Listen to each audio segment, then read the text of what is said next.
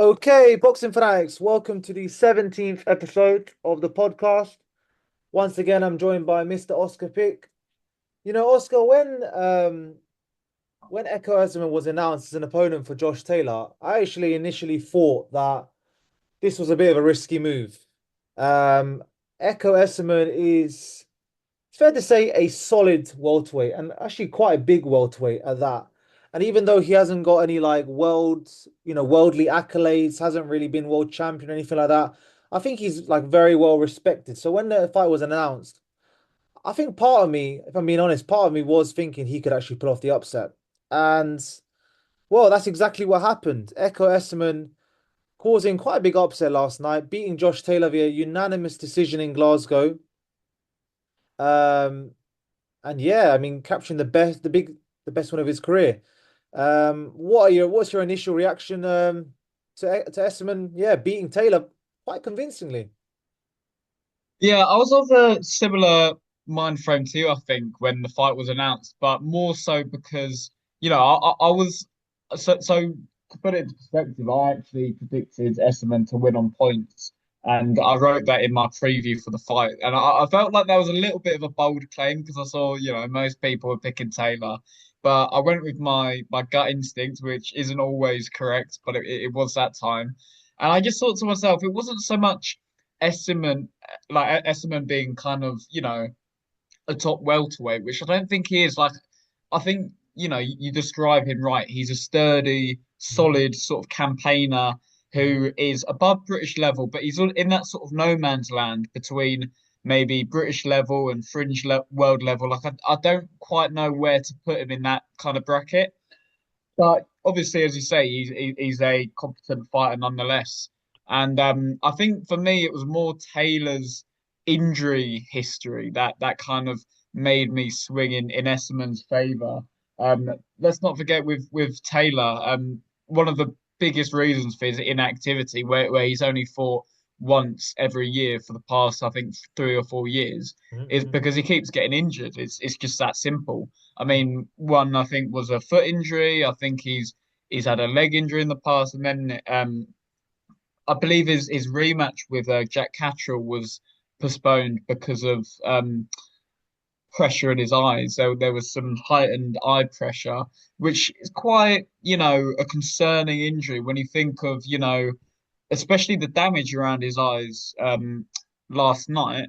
It's quite a concerning bit of history there when you think about it, especially when you think, I don't know how related it is, but when you think to, the likes of Kell Brook and how mhm, he was almost blinded with that sort of eye socket injury. I think with Taylor, where he's actually had to postpone a fight because of a reoccurring issue where he has had, heightened eye pressure. mhm, That's another thing that he has to, really sort of consider when he's thinking about the future of his career going forward. mhm, So yeah, for me, it was just a fact of Taylor, for as good as he's been in the past, just being damaged goods at this point. Obviously taking all the injuries into consideration, but then the impact that will have on his momentum. Obviously, he's not been as active, but also he's not been able to train. I've seen a lot of people mhm, kind of suggest that Taylor doesn't live the life outside of the ring. mhm, And I think a lot of that stems from, I remember years ago, there was some clip of him sort of rolling out of a bar one night, mhm, and he'd obviously had quite a bit to drink on that particular night. So I think mhm, that sort of, gave him that reputation to an extent. But then, we don't know what happens behind closed doors. And let's not forget, this guy was an undisputed champion, made £140 for so many years. So you have to be mhm. so disciplined and so, you know, professional to be able to do that. So I think, at this stage, for me, it's more the injuries and just the impact that's had on his momentum as a fighter. Yeah. Absolutely, absolutely. Um, and yeah, I actually had the same gut feeling as you, to be fair. In my own preview, I didn't actually write it outright, but in back of my head, I was thinking Essendon was going to win on points. I was just thinking more that because Taylor's in Glasgow, and I always try to factor that in because, as much as we don't like to say it, there is dodgy decisions in boxing, and when someone's fighting at home, there's always a chance they're going to get a bit of a gift. I mean, a lot of people think Josh Taylor lost to to Catterall all those years ago. And yeah, you're absolutely right about the inactivity. I wasn't aware actually that he was injured. I guess that explains why he's so inactive. But obviously that hasn't been, that hasn't been a help. Um, but I mean, in terms of the fight itself, I felt like the early rounds he looked fairly sharp. I was actually impressed with his hand speed. Yeah, I thought he looked fairly sharp. He caught Esserman with a few decent punches, but I don't know. You always felt like Esserman was just kind of he wasn't even in first or second gear at the beginning. I mean, hence his nickname, the Engine. I think that's a really cool nickname, by the way. And then as the fight went on, he just started to overwhelm him more and more. Started to hit Taylor more, more and more clean. I think Taylor, even during his peak, when he was undisputed, he's always been quite hittable, Taylor, which I don't think has helped him as well. I don't think I would never really describe him as a slickster. He's always been kind of very all action. And I think maybe at his age now, those kind of styles maybe, don't age the best, when you're in your mid 30s, when you've had a lot of wars and, if there were rumors as well that he doesn't live the life, maybe we're seeing that now. And also Taylor, realistically, he's coming off potentially like four losses. If you include Catterall, the first win against Catterall, which most people think Catterall won, that's basically four losses in a row now. When you think about it, that's Catterall, there's Lopez. Um, That's all again. Catch a rematch. oh, Catterall rematch. Oh yeah, Catterall Yeah, rematch. yeah. And now we've got Esserman again. So, what did you make of the scorecards? I watched an interview of Josh Taylor, and he said that he thought they were a bit wide, but I've got them here, and it's 120, 1-1, 1-1-12, 1-1-15, I believe it was. 116, 113, 115, 113. So for me, I think that's actually pretty bang on. I think Esserman just pipped it. But what did you make of the scorecards? Yeah, I had absolutely no problem with them. I didn't actually score the fight myself, but I would have probably had it, Esserman maybe winning by 2 rounds, probably something Mm. like Yeah, that. yeah. And it doesn't surprise me, Taylor's reactions to the result because he's competed at the highest level that Mm, you can be at, and obviously at heart he's a winner, he's a competitor, he's an immensely accomplished athlete, really.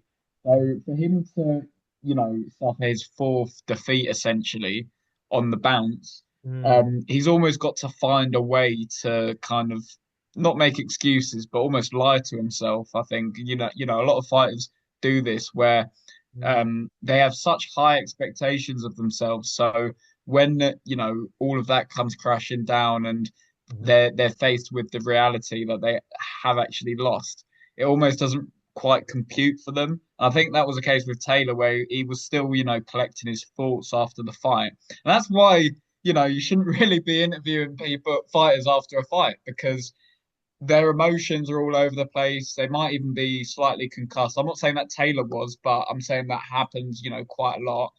mhm, And they're not able to, fully express themselves in a logical and considered way. And I think Taylor almost, he alluded to that in his post. I mm. think it was an IFL TV interview Yeah, that he yeah, yeah, did, yeah, yeah, and he said the reason he didn't stay in the ring was because he didn't want to, say anything that he'd later regret.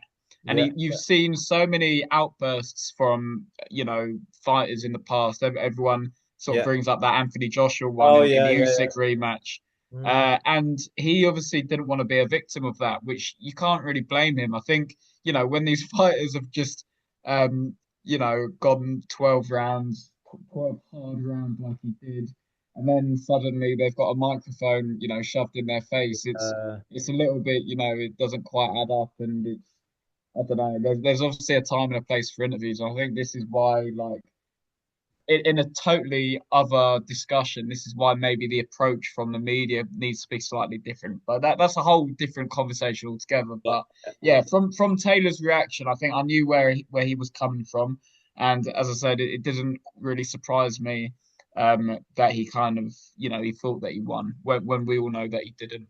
yeah, yeah.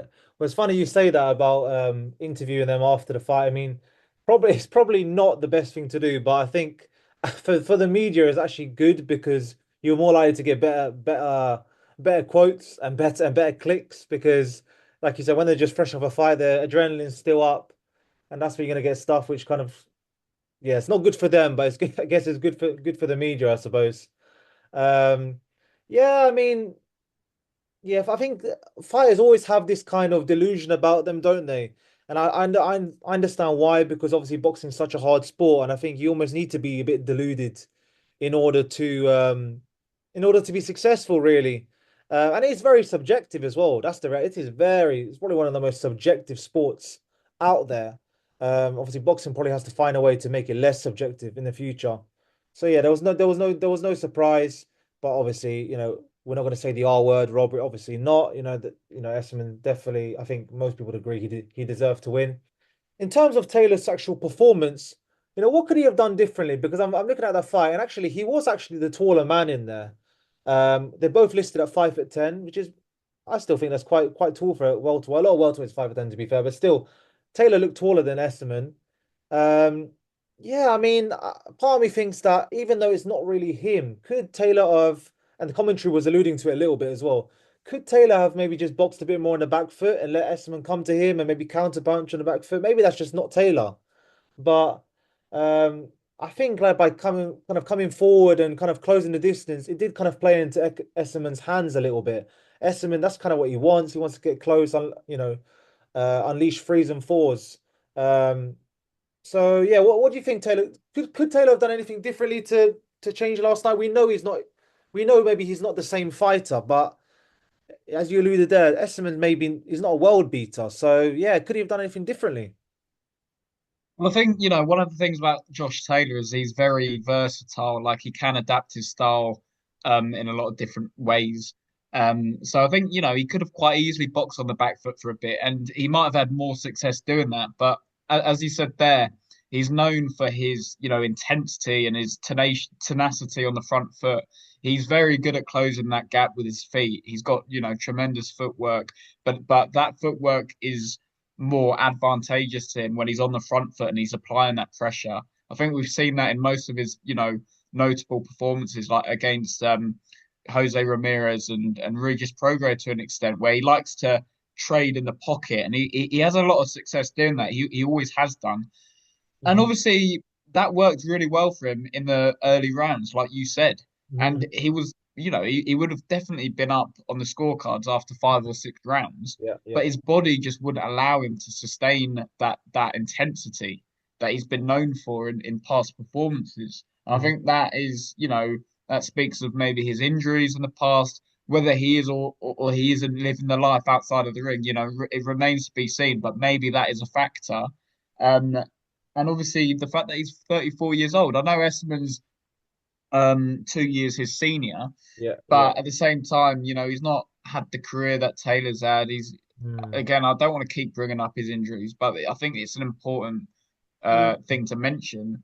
Yeah. And yeah, completely different careers. So obviously you can't compare the two. But I think stylistically, maybe Taylor could have done a little bit more stick and move, done a little bit more sort of dance on the back foot a little bit. But ultimately, as you say, his strengths are when he's on the front foot and he's really sort of piling on that pressure. Mhm. Unfortunately, his body at this stage of his career just doesn't allow him to sustain that past, the halfway point by the looks of it. So I think that's where he kind of came unstuck. Yeah, yeah, yeah, yeah, absolutely, absolutely. What I did find interesting though is actually the corner work a little bit, to be fair, because I thought I was listening into the corner and I actually thought is his trainer is it Joe McNally? Is that his Yeah, trainer? yeah, yeah, that's the trainer. I thought Joe McNally, I think he's a good trainer. I like him, but I did think they were a little bit naive in the corner. They were, what they were saying, especially in the latter stages, they were kind of giving Taylor this impression that he was kind of maybe not well ahead, but he was like ahead. And I think it was a little bit closer. And I think if I'm being critical of Joe and the team, is I think they maybe should have actually, made put a bit more fear into Taylor going into the last few rounds. Like, you need a big round here. You need something big to seal this. Because if you actually look at the scorecards, yeah, Esserman literally won by 2 rounds, really. So if Taylor would have at least picked up a couple of the latter rounds, that could have changed everything. So yeah, I'm not going to blame the corner too much, but I guess that's something else to think about. That they were maybe just a little bit naive, and maybe they were hoping that they will get a decision, in Glasgow. Um, another talking point, I feel like we talk about this a lot, is actually the size. I mean, we always hear, Taylor, was a big 140 pounder. I think that Esserman was definitely the bigger man in there. Esserman was, I think I checked his box rec. He actually fought as high as 160. So it was definitely the bigger man in there. And I recall also Shane McGuigan saying that Josh Taylor is a career 140 pounder. Like he's not big enough. That's what you're saying. He's not big enough to go up to 147. He might be tall enough. Maybe he doesn't have, I don't know, the natural muscle mass, the natural width, maybe the natural power. Um, did that play an effect into this fight? Do you think? Taylor maybe was a bit like maybe a bit apart from being outworked, was he a bit outmuscled by Esserman? But I think you're definitely right to highlight that because and that just it shows how many sort of factors are at play with regarding Taylor's career. Like it is a really interesting discussion point, Josh Taylor, and obviously the fact that he left McGuigan when he was really starting to gather a lot of momentum. He left McGuigan just at the time when he was at the peak of his powers. So you have to question maybe how much of an impact that had. And he went straight to Ben Davison after that before joining Joe McNally.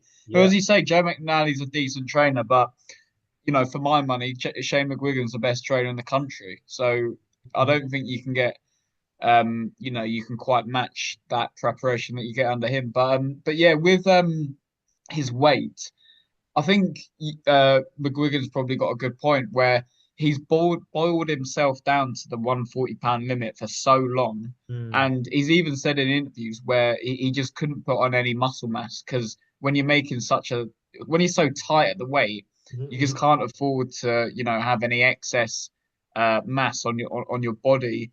And I think, in hindsight, you could just say that he should have moved up to welterweight sooner, and then his career might have been different. mm. But yeah, I think in terms of his frame, like he's got quite a wiry physique, like he's naturally quite lean. Yeah, So yeah, yeah. I think he was obviously, a real force down at super lightweight, and his size was a huge advantage at that weight. But yeah, Mm, with welterweight, I think the move up has just arrived a little bit too late. I think I would have loved to have seen Taylor move up to welterweight straight after that Jose Ramirez yeah. win, Mm, because at that point he was still sort of in his prime, career best performance arguably against Jose Ramirez, but obviously he had the Jack Catterall fight, but.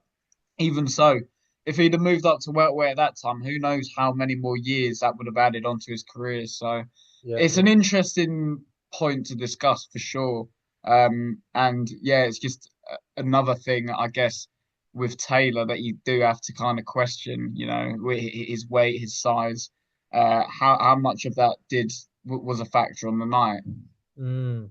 But also another thing which I find so fascinating about 147 pounds, it is literally the division in boxing filled with people who are absolutely massive in the weight. I don't think it's I think it's one of the it must be one of those I don't know how to say this in proper terms. It's one of the divisions where people cut the most weight and rehydrate the most weight. I'm pretty sure because 147 is filled with people like even if you look at like Boots Ennis, how does this guy make 147 pounds? Yeah, It's he's just a massive. joke. He's enormous. Like he walks around probably like 180 or something. He's so muscular. So and that would probably be a problem for Taylor. If he is naturally quite a lean guy, I guess we'll never know. It would have been nice to see Taylor at his peak to be at 147, but I think again he would have struggled just because they're so big at that weight. I even remember like Errol Spence was quite big for the weight. Um, Even Terence Crawford, like I've seen some yeah, recent pictures of Terence Crawford. mm, I'm thinking to myself, how did he get down to welterweight, let alone lightweight? mm, When he won his first world title, became I think he was undisputed at that weight, but no he wasn't. But he beat Ricky Burns for the title at lightweight, and I was thinking to myself, he looks massive now, Terence Crawford. mm, Like I saw a video of him with Conor Benn, who's obviously just fought at middleweight, even though that's not his natural weight, and he just looks massive compared to Conor Benn. And I'm yeah, yeah, yeah. thinking, God, even him at welterweight is, big Yeah. big sort of bully fighter. So yeah. It's a funny weight division. It really is. In terms of Taylor, I mean, this is the big question now. Should he retire? I mean, look, Taylor, we're not here to knock him. Like Taylor's had an amazing career. I mean, undisputed, first Briton to be undisputed in a four belt era. Won the Super Six, right, of the super lightweights. So he's, I like to think he's made, life-changing amounts of money. 34 years old. I mean, obviously, if I was him, I would probably retire, but we don't know what his overall situation is. I think it's gonna, if you're losing to Ekow Essuman, and it's not to knock Ekow Essuman, if you're losing to Ekow Essuman, it's gonna be very hard for you to go on to win a world title and obviously beat the likes of Boots and Brian Norman even. So, what do you think? Is it time? I mean, I want to just point out he did say in an interview he's not going to retire, but should he retire? I mean, really, should he? Yeah, should he hang up the gloves? I think he should. I think, Josh Taylor in his prime would have run through Ekow Essuman with very little problem. I mean, it may have still gone the distance, but I just think, the Josh Taylor of old would have made such Hmm. easy work of Essuman. And that's not to take anything away from Essuman. I just don't think Essuman's the type of fighter who can go on to win world titles. I don't think he can beat Brian Norman Jr. I know he's trying to climb the WBO rankings, but I think there's a huge skill and ability disparity there.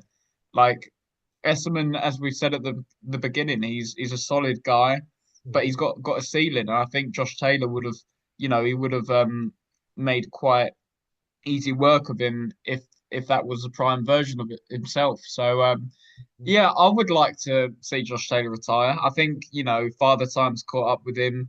Um, and it just seems like the right time to sort of obviously no one wants to end their career off the back of a loss, but more often than not that will happen because you're Mm, simply, in no position where you can compete at the level that you were once so yeah, dominant at.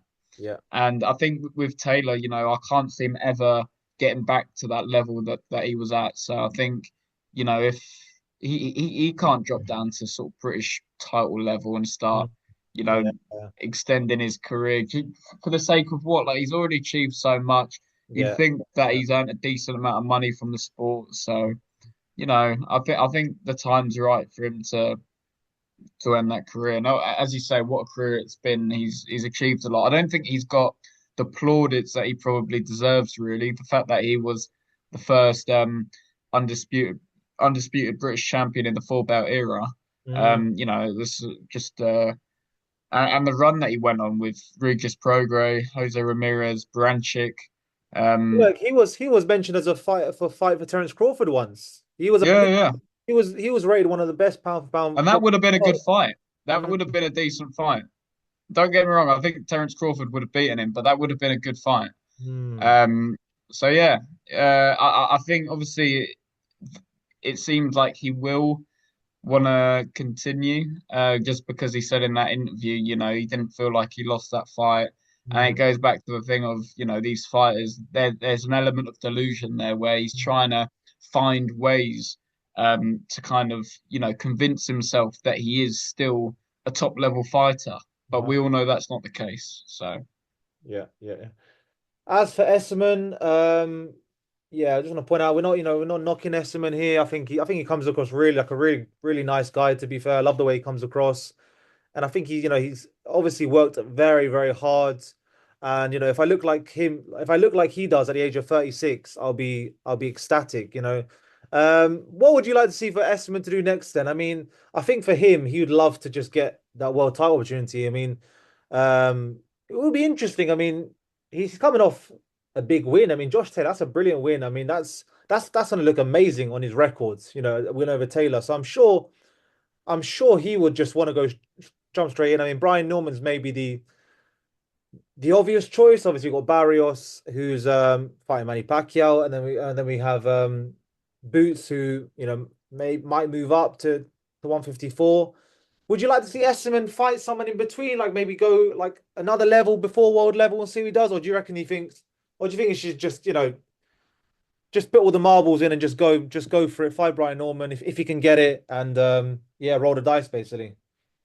Yeah, if he can get that opportunity, I think he should definitely take it. Like I said, I don't see him beating Brian Norman Jr. I think Brian Norman Jr. He's quite a special fighter, really. From what I've seen of him, he's got that sort of X factor about him, that kind of extra layer of, I guess, explosiveness. He's a slick mover.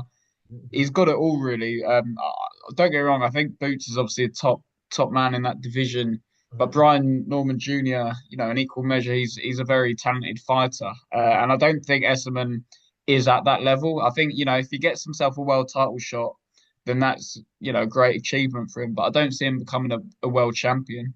I think let's not forget Esserman. He has lost that sort of domestic level. I can't remember who it was that he lost Harry to, but Scarf. Harry Scarf. Harry Scarf, yeah, who's obviously an awkward customer. No one likes to fight Harry Scarf, Horrible, to be horrible fair. Harry Scarf, as they call him. Yeah, yeah. So he obviously has that one blemish on his record, and he's obviously had some close fights with some other domestic Chris level Congo, yeah, Chris operators. Congo. Chris Congo was a fairly close fight, and then the guy that Chris Congo lost to the other day as well. He fought him. Can't remember his name now. Well, maybe.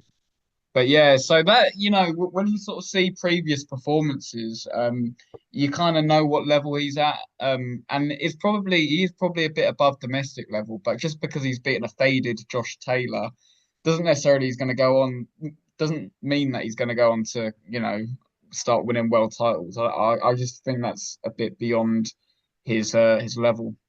Mhm, mhm. Well, let's see what happens next. I mean, congratulations to Ekow Essuman, biggest win of his career, and yeah, I guess we look forward to seeing Taylor come back. Let's see if he can roll back the clock at all. Who knows? Never say never in boxing, I suppose. We've seen it before. Boxers in their latter stages of their careers somehow come back. So yeah, anyway, credit to both men last night actually for which I overall thought was an entertaining fight. So credit to both men, especially after the some of the stuff we've seen in the last few weeks.